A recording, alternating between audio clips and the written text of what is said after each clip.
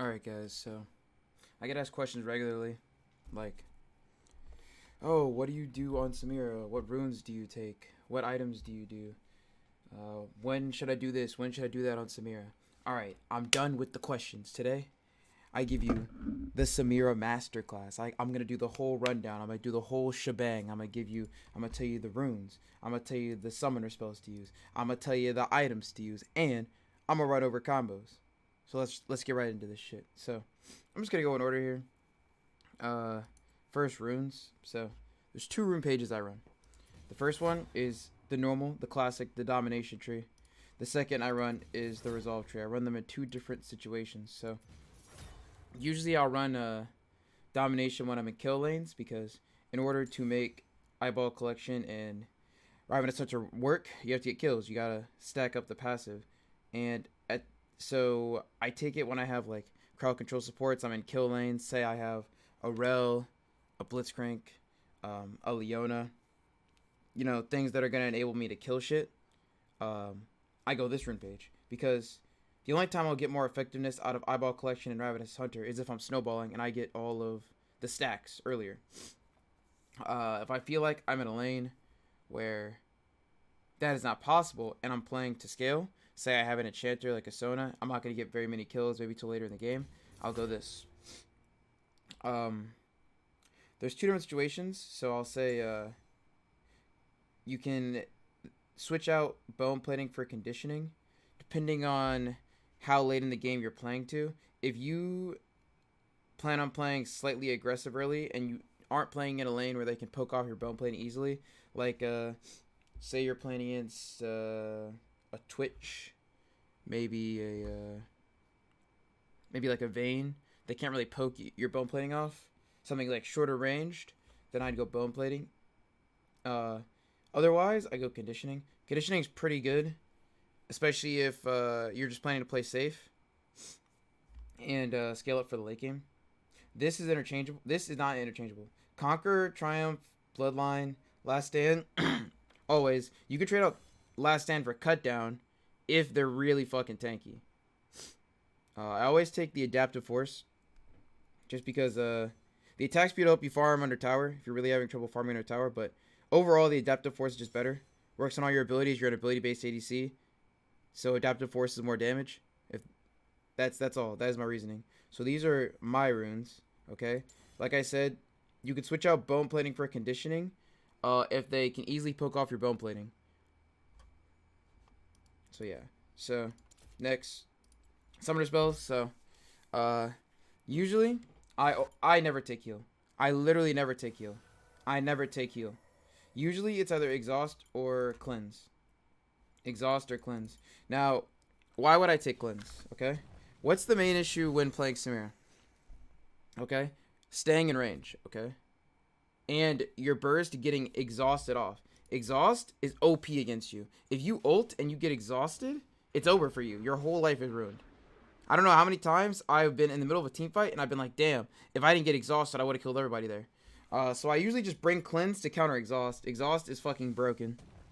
Okay, now I bring exhaust when I'm playing in a lane that is gonna be like a difficult 2v2, because like if I bring cleanse and then they focus my support, like it's fucking useless, right? So if I'm playing like in a front to back with like Leona versus Braum, or like a Nautilus versus Leona, I'm bringing exhaust because I can exhaust the ADC. Chances are they won't go for me if I'm playing with these tank engage supports. They're gonna go for my support. However, if I'm playing in a lane where I'm the main focus, or I'm playing against the Yuumi, because Yuumi will bring double sum and they will just focus you down. They'll exhaust you and ignite you. Cleanse is so OP versus Yuumi, because they usually just dump both their sums on the AD carry every time. So if you bring cleanse to counter this, it's really fucking good. So yeah, that's the differentiating. Playing like front to back or playing for the hard 2v2, bring exhaust. You bring cleanse if you think you're gonna be the main focus. So or if they have multiple exhausts or a shit ton of CC. So I would say like you're playing against Braum Vayne, probably bring exhaust or probably bring cleanse, because they're not going to focus your support. Like if you have something like a Rakan, you have something like a Yumi, you have something like an Enchanter, their chances are they're probably gonna focus you and exhaust you. So at that point, you should bring cleanse. So yeah, always just cleanse or exhaust though. Exhaust more for front to backs. Cleanse more if you think you're gonna be the focus. All right, items. So there are multiple starting items you can go on Samira. However, what I will say is I've been experimenting with Doran Shield. Initially, I never bought Doran Shield. I didn't think it was a viable item, but it's actually really good when you're getting poked. Usually if I think I'm going to be poked out of lane, I'll just sit in lane with my Resolve Tree, and I'll just chill with Doran Shield.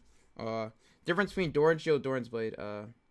Doran's Blade, it depends on if you're getting zoned off the wave hard. Like if you're up against something like a Caitlyn, a Jinx, an Aphelios, long range, they're going to zone you off the wave early. The Doran Shield will actually keep you very healthy early. Now I know what you're thinking. Why not go Doran Shield or Longsword 3-pot? The problem with Longsword 3-pot is the HP from Doran Shield is actually like a big safety net. When you're getting like hard poked out in lane. Whereas with Longsword, you're going to lose more HP over time. Now I know if you think you can survive by going Longsword 3-pot, and you think you'll survive to going Advanced Scepter, sure. But the Doran Shield will keep you more healthy over time. So I've been experimenting with it, and with good success actually. When I'm getting like pushed in, because usually what'll happen is they'll stack waves on you, push you in and dive you. If you're getting dove, like I'd rather have the 80 HP from this and the passive from this rather than going the longsword. Another thing about going Doran Shield is if you're going Revitalize, it's actually like it maximizes this item. I go Doran's Blade in lanes where I'm like hard trying to fight. I'm just running it into them, ramming my face into them constantly. Like if I have like a fucking Yumi, I have a Lulu, I'm going Doran's Blade every time. If I feel like I'm going to be the focus at any point, but I'm still fighting, I'm going Doran's Blade every time. If I have something in front of me, like a Nautilus, a Leona, a Blitzcrank, like I'm not going to be the focus, I'm going Longsword, usually. So yeah, again, if you're getting poked out of lane, you feel like you're going to get poked out of lane, Doran Shield is a viable option. If you feel like there's a chance that you may be able to fight, but you're going to get poked early, or if you feel like you're playing front to backs, you'll bring Longsword. And if you feel like you're going to be the focus and you're trying to like just like hard fight, then bring Doran's Blade. As far as itemization, I feel like there's a lot of confusion on what you have to go second item. Collector is not the only second item you can go. You can go many different items. Like, I don't know where this thought came from where like you can only go Collector second. Collector is the only second item for Samira. Collector is the only item you can go second. Like this is false, completely false. More times than not, I'll either be going Lord Doms or Bloodthirster second. Mortal Reminder is also viable second. The reason I don't like Collector is because if they get any armor, it's useless and it's not a good defensive option. The reason I take Bloodthirster is more for a defensive option because the shield is actually really helpful and lifesteal is actually really helpful in a team fight. Like there will be a lot of times where I'm really low, but then I'll just like drain tank. I take Bloodthirster if I'm against like a heavy poke or if I'm against assassins or people trying to dive me, because it's kind of a good safety net. Take Doms obviously if I'm up against tanks. Usually you can always fall back on going Lord Doms. Usually. There's not a situation where I'm like, damn, Lord Doms is awful here. You know what I mean? Like there's usually going to be one or two targets who have more HP than you or are building some type of armor. Collector, situational, okay? You can go Collector. I'm not telling you not to go Collector. But usually the scenario I build Collector in is I'm the main damage source. I'm all our damage. We have 3 CC people. I'm guaranteed to, like, they'll get me in range. And I have to finish people off. I have to kill everything. In that scenario, and on top of all those stipulations, they're not building much armor. If they're building much armor, even if I have to kill everything, I'm going Lord Doms. The only situation I'm building this is if they're squishy. I had to kill everything because my team isn't high damage. And they are not building armor. Okay? Go Mortal Reminder if you're not the main damage option. And there will be times where you're just not all the damage in your team. And you need anti-heal. Maybe they're pretty squishy. It's a good option if you want to just lead into your power spike, which is IE. IE is your big damage power spike. It is your biggest power spike.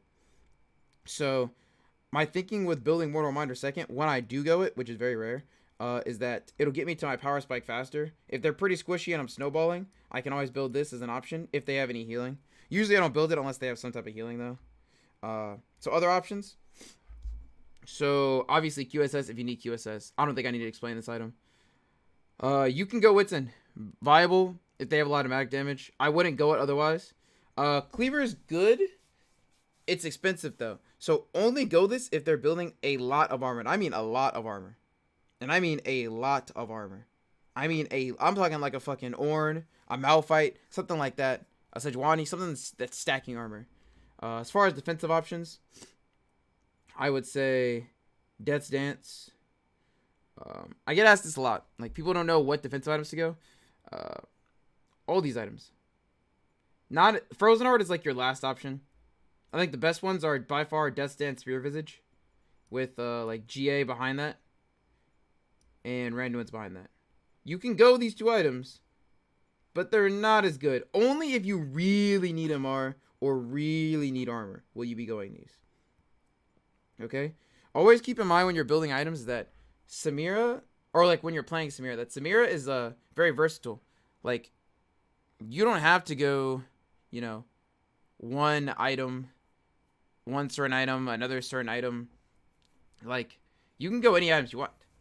Like, it depends on your role in the game. Like, sometimes your role in the game is going to be, you know, frontlining. So you should build, like, Shield Bow, Bloodthirster, and go tanky. Sometimes your role in the team fight is being a front-to-back machine. So you go Shield Bow, Doms, IE. Sometimes you're just going to get fucking blasted. So you got to build armor. So you go Shield Bow, Bloodthirster, and Death's Dance. You know?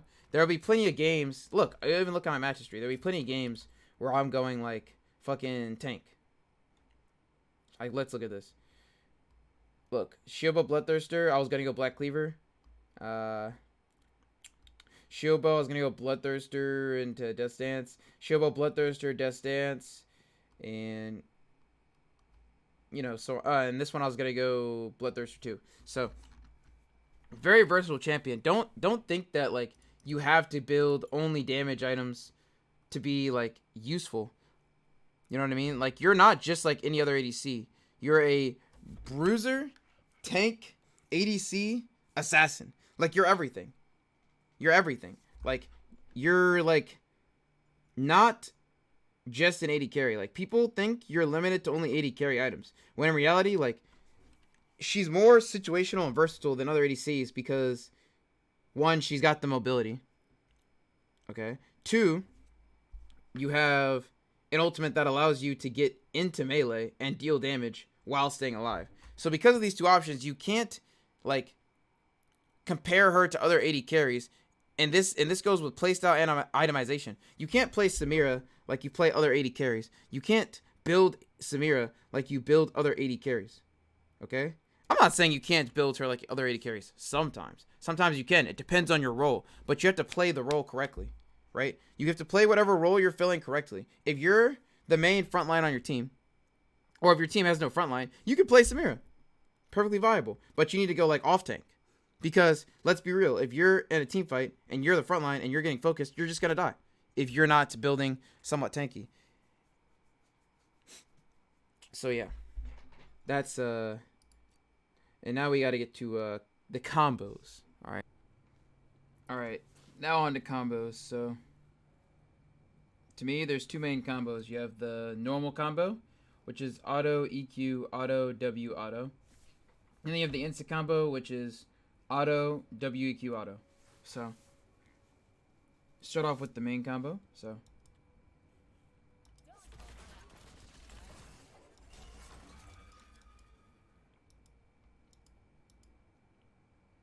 I'll do it one more time. So, auto, EQ, auto, W, auto. Boom. Too easy. For the instant combo, for the instant combo, it's auto, WEQ, auto. Too easy, right? So, the thing about doing the instant combo, push this, is you have to be in range for your both parts of your W to hit. So, notice if I do it like this, I'm at A rank. But that's because the first part of my W didn't hit. So, for the instant combo, you have to make sure both parts of your W hit. So, it's auto, WEQ, auto. Okay? Another thing you can do to make this look even more clean, okay, take this off, is you can actually weave in an auto near the end of your W animation for the instant combo. So, auto, WEQ, auto. If you're in melee range here, you can weave it in. If you're not in melee range, it's going to be like slightly slower, but you'll still get it off.